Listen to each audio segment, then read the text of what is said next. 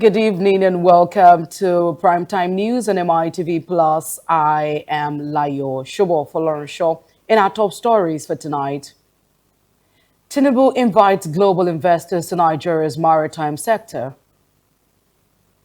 NAS moves to tighten data protection law against rising cyber threats. And UC World Bank signed $65 million performance contracts with 6 universities. On the foreign scene, Trump's arrive in China for superpower summit with Xi Jinping. And in sports, Messi doubles MLS base salary to make $28 million a year at Inter Miami. Now the news in details. President Bola Ahmed Tinubu has declared Nigeria's maritime sector de-risked and open for global business. The president, speaking at the Africa-France Summit in Nairobi, Kenya, invited partners to seize emerging opportunities in climate-aligned port modernization and digital transformation. He reaffirmed Nigeria's push for regional maritime security, offering the Deep Blue Project's intelligence infrastructure as a shared data hub for Gulf of Guinea states. The summit, co-hosted by French President Emmanuel Macron and Kenyan President William Ruto, drew 60 leaders from over 30 African nations. And on its sidelines, President Tinubu held talks with Madagascar's President Michael Rangiririna.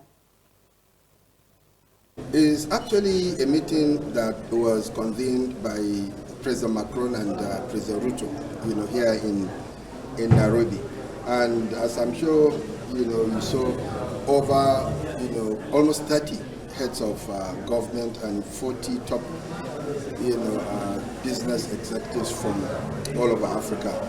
So the theme or the idea is for us to come together to understand the issues, the challenges of Africa, how we can together, Europe or France and Africa to come together and see, support the challenges that we have. So one of the issues that I actually kept, mentioning during the, meetings we had yesterday and this morning is one, we need, or there are 3 or 4, foundations that are needed to transform the continent. The first thing, in my opinion, is capital, policy, integration, and then, of course, value addition. Capital, we need capital to, finance our ambition.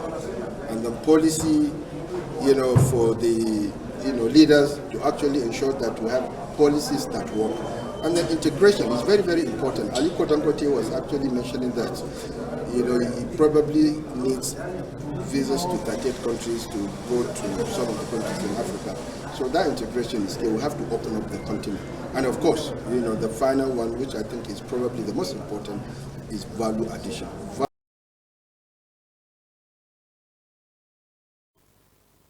President Bola Tinubu landed in Kigali, Rwanda for the 2026 Africa CEO Forum, one of Africa's premier gatherings of leaders, investors, and business giants.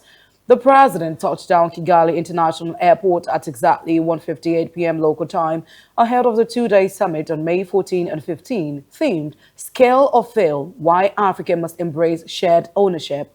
Expectations are high as discussions scheduled to tackle regional integration, private capital mobilization, infrastructure boost, and building competitive industries to fuel continental growth. Several African heads of states, top CEOs, and global firms will join. For Nigeria, it's a key platform to showcase economic reforms, infrastructure drive, and partnerships wooing investors in energy, agriculture, tech, manufacturing, and finance.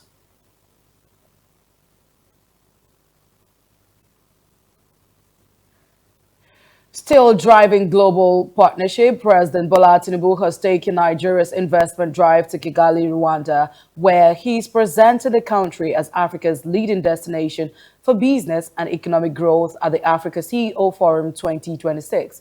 According to a presidential aide Sunday Diary, the president is using the forum to highlight Nigeria's ongoing economic reforms and attract global and African investors. Tinubu is expected to engage chief executives, financiers, policymakers, and multinational investors attending the forum with the aim of boosting investor confidence and strengthening Nigeria's position as Africa's foremost investment frontier. The Africa CEO Forum in Kigali has drawn more than 2,000 business and political leaders from across the continent to discuss Africa's economic future and investment opportunities. Meanwhile, back home, the National Assembly commenced moves to review and strengthen Nigeria's Data Protection Act 2023 in response to emerging cyber threats, artificial intelligence, and evolving global digital regulations. Speaking at a three-day protection workshop in Abuja, organized by the Nigeria Data Protection Commission and Ampersand Development Partners, Chairman of the Senate Committee on ICT and Cybersecurity, Senator Afolabi Salisu, said lawmakers are working towards updating the law to address new realities in cybersecurity and data governance. Our correspondent, Comfort Olayinka, reports. Committee on ICT and Cybersecurity, Honorable Stanley Olajide, described data as Nigeria's next major economic asset, insisting that strong legal frameworks were necessary to protect citizens' information and attract foreign investment. Both lawmakers, however, warned Nigerians against indiscriminate use of free public Wi-Fi and digital apps, noting that personal data often becomes the hidden cost. So understanding this technology and how it works will also help you understand that data also has stamps written all over them. Understanding these things can help you in the court of laws, it can help you in winning election, and it can also help your children and family. To review the National Data Protection Act of 2023, the first act that was signed by the current administration of President Bola Ahmed Tinubu GCFR, and see that 3 years down the line, how far has this law addressed the needs of the nation, particularly given the emerging technologies, and how do we compare with other countries? In another development, a member representing Amak Buhari Federal Constituency of FCT, Honorable Chinedu Obika, defended his movement from the Labour Party to the All Progressive Congress, and later to the National Democratic Coalition, saying the decisions were influenced by political realities, loyalty to Peter Obi, and the need to safeguard the interests of his constituents ahead of the 2027 elections. And to God be the glory. Before, I waited for a long time and I was not seeing the green light. I have to move to APC. Because as of that time, I can even tell you that APC is like the only party that was not having any issues in Nigeria. And the election was fast approaching. But at the same time, praying and waiting that he should take the right decision. And after I've entered into APC, I think about some weeks or close to a month, our leader now defected into NDC. The Speaker of the House of Representatives, Abbas Tajuddin, has called for stronger diplomatic ties between Nigeria and the Kingdom of Saudi Arabia, particularly in the area of educational exchange programs. Speaker Abbas, while hosting the new ambassador of the Kingdom of Saudi Arabia to Nigeria, Yusuf bin Mohammed Al-Balawi, in Abuja, said diplomatic relations between Nigeria and Saudi Arabia date back to 1961, describing them as extremely, very historic. The speaker specifically called for scholarship opportunities for Nigerians through their representatives at the National Assembly, noting that members are direct representatives of their constituents. Ambassador Al-Balawi assured that he was ready to use all diplomatic means within his capacity to enhance relations between Nigeria and Saudi Arabia. Minister of the Federal Capital Territory, FCT, Barrister Nyesom Wike, has expressed satisfaction with the pace and quality of ongoing road projects across Abuja, saying residents can now see governance in action. Wike spoke on Wednesday while inspecting ongoing infrastructure projects in Karu, Akokarshi, and Bazango, popularly known as Arab Road in Kubwa. The minister commended contractors handling the various projects, particularly local construction firms Abdul Val and Zibar said, for delivering quality work within schedule.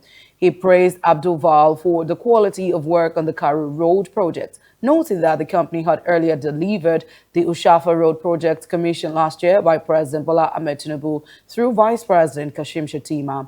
He also commended Zibar said for the ongoing Bazango Road project, which he said would also be inaugurated during the president's third anniversary celebrations. Wike stressed that beyond quality delivery, meeting project timelines remained equally important.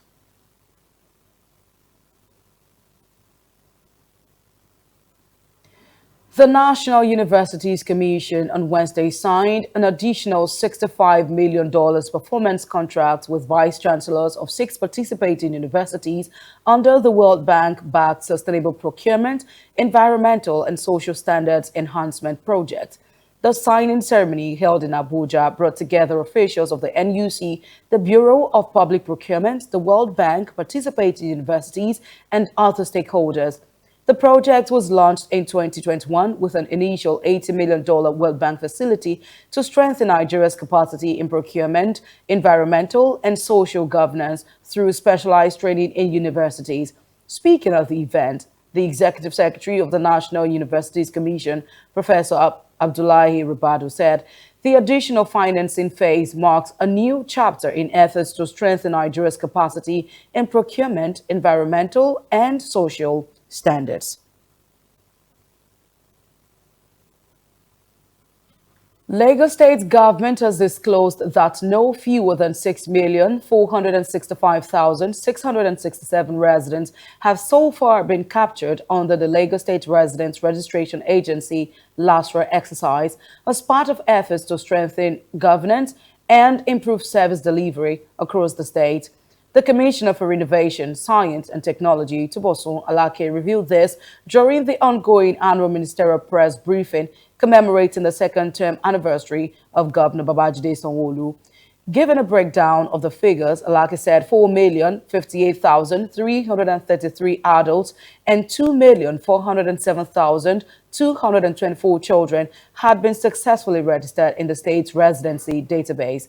The commissioner described the Lagos Identity Card Project, LUG ID, as a critical component of the state's government's drive to enhance governance efficiency and public service delivery in line with the theme's agenda of the Sanwo-Olu's administration.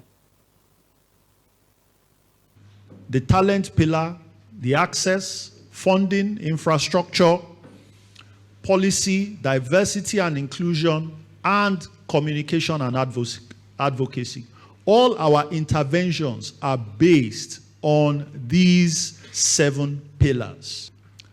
The intelligent video surveillance cameras that is supposed to aid emergency response, criminal investigations, and all safety coordination in the state.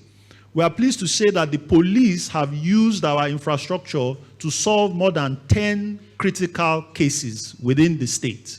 Platform that can enable you to answer the questions, whatever questions you might have for Lagos State. The Lagos State AI assistant called EcoSmart can assist you. So EcoSmart can assist you in answering questions, whether it's permit questions, whether it's questions relating to education, relating to physical planning, relating to home affairs, whatever it is, EcoSmart can answer your question. Please give it a shot today at lagosstate.gov.ng. Meanwhile, the Lagos State on Wednesday revealed that as part of efforts to empower research and innovation, the state government, through the Lagos State Science, Research and Innovation Council, has provided 900 million naira grants to 80 researchers and 75 startups. The Commissioner for Innovation, Science and Technology, Tubosun Alake, revealed this on Wednesday at the ongoing annual ministerial press briefing to mark the 3rd year of the second term of Governor Babajide Sanwo-Olu's administration. Alake maintained that the objective of the framework is to ensure an inclusive participation and integration of multiple agents of government under a unified, efficient approach that makes it possible for the different agencies and their partners to operate independently while leveraging a central infrastructure for data, partnerships, and information. And still in Lagos, the state government has intensified efforts to reposition its tertiary education sector through international collaborations, digital infrastructure expansion, and improved student welfare across state-owned institutions. Commissioner for Tertiary Education, Tolani Sule, disclosed this while presenting the achievements of the ministry during the ongoing ministerial press briefing commemorating the second term of Governor Babajide Sanwo-Olu. Sule said the state government has strengthened partnerships with institutions in the United States, United Kingdom, and Malaysia as part of efforts to improve academic standards and global competitiveness in Lagos tertiary institutions. The commissioner further disclosed that the state scholarship board disbursed over 504 million naira in bursaries and scholarships to 4,394 beneficiaries. 4,395. Total amount paid to beneficiary for both bursary and scholarship is 504,630,000 naira.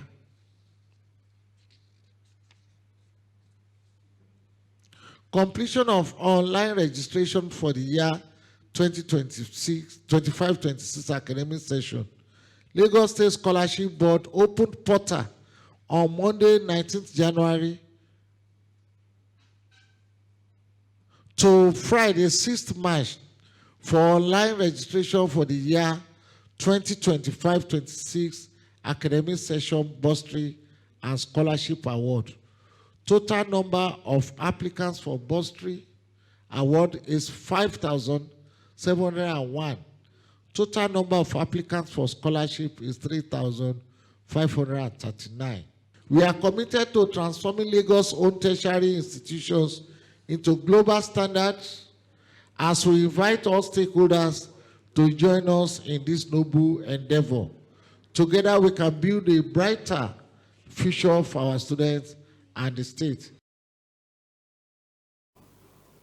We take a commercial break now. When we return, we bring you foreign news. Please stay with us.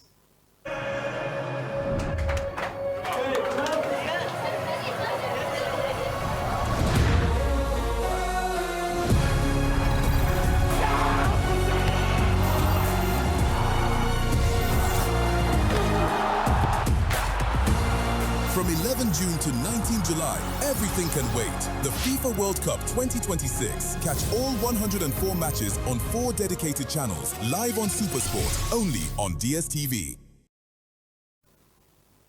Thank you so much for staying with us. And now on the foreign scene, South Africa has secured a $150 million development policy loan from the OPEC Fund for International Development to support reforms aimed at easing infrastructure bottlenecks, National Treasury has said. The Treasury, in a statement, noted that the loan agreement was the first between South Africa's government and the OPEC Fund. It also aligns with the Treasury's financing strategy, which seeks to diversify funding sources and minimize increases in debt service costs. The Treasury said the financing has a 6-year maturity with a 2-year grace period and an interest rate of 6 months secured overnight financing rate plus 1.25%. United States President Donald Trump landed in Beijing on Wednesday for a high-stakes summit with Chinese leader Xi Jinping aimed at easing deep tensions between the rival superpowers, beginning the first visit to China by a United States president in nearly a decade. Trump touched down on Air Force One at Beijing Capital International Airport at 7:50 p.m. after the long flight from Washington. Ructions over Iran, trade, and Taiwan loom over the highly anticipated meeting between the leaders of the world's largest economies, which Trump had already delayed from March because of the war in the Middle East. But Trump appeared firmly focused on business deals, with NVIDIA chief Jensen Huang boarding the plane at the last minute in Alaska, and Tesla's Elon Musk also traveling on the presidential jet. And now to sports news. Lionel Messi remains the highest paid player in Major League Soccer with an annual base salary of $25 million, more than twice as much as the next highest paid player, Son Heung-min, the MLS Players Association says. According to the figures released on Tuesday, Messi's base salary has doubled, while overall the deal will see him make $28.3 million in guaranteed compensation. The union's latest list of player salaries reflects the contract extension Messi signed with Inter Miami in October, which will keep him with the Florida outfit through its 2028 campaign. South Korea star Son, the former Tottenham captain, who signed with Los Angeles FC last August for a reported MLS record $26 million transfer fee, has a base salary of $10.36 million with total guaranteed compensations of $11.2 million. Miami's $54.6 million payroll is more than $20 million higher than LAFC, which is second at $32.7 million and nearly five times as much as Philadelphia's league low $11.7 million. Miami's payroll is up from $46.8 million at the start of last season. Michael Carrick is expected to be recommended to Sir Jim Ratcliffe as the permanent boss of the Manchester United by the club's senior executives.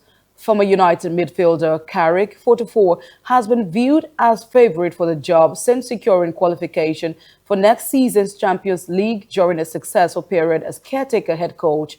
United intended to delay a decision making on appointing a successor to Ruben Amorim, who was sacked in January, until the end of the season. However, as first reported by The Athletic, external chief executive Omar Brada and director of football Jason Wilcox are thought to have concluded Carrick is the right man for the job and will tell Ratcliffe of their choice this week. Carrick's side conclude their 2025-2026 campaign with fixtures against Nottingham Forest at Old Trafford on Sunday, 17th May, and a final day trip to Brighton on May 24.